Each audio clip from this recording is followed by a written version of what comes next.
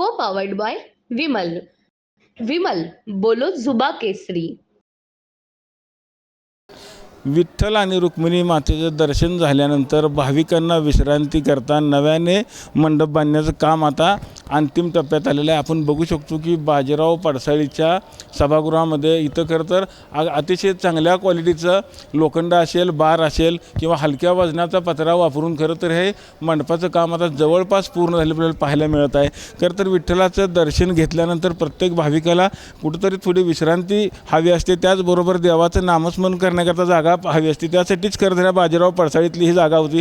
यापूर्वी खरं तर इथं मोठा स्लॅब टाकलेला होता, मात्र पुरातत्व विभागानं हा स्लॅब काढण्याच्या सूचना मंदिर समितीला दिल्या होत्या. आपण जर बघितलं तर 73 कोटीचा विकास आराखड्याचं काम विठ्ठल मंदिरात सुरू आहे. त्याच आराखड्याखाली हे काम आता करण्यात येत आहे. हा स्लॅब काढल्यानंतर संपूर्णपणे असं मोकळं पटांगण येत होतं. ऊन, वारा, पाऊस याचा त्रास काही दिवस भाविकांना सहन करावा लागला होता.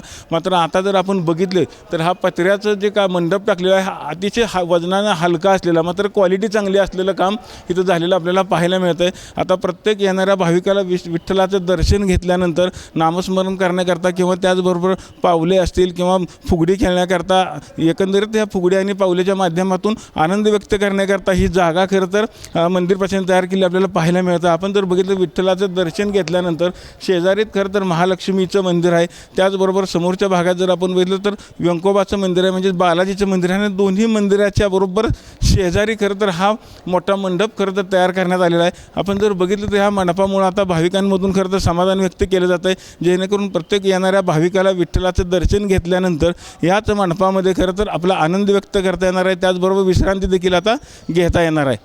विठ्ठल मंदिरातून कॅमेरामन माऊली डांगेसह रवी लवेकर, TV9 मराठी. को पावर्ड बाय विमल. विमल बोलो जुबा केसरी.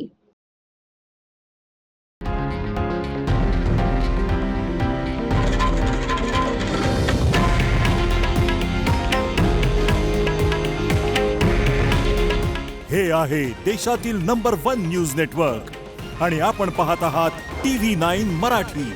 काळजी तुमची, हित महाराष्ट्राचं.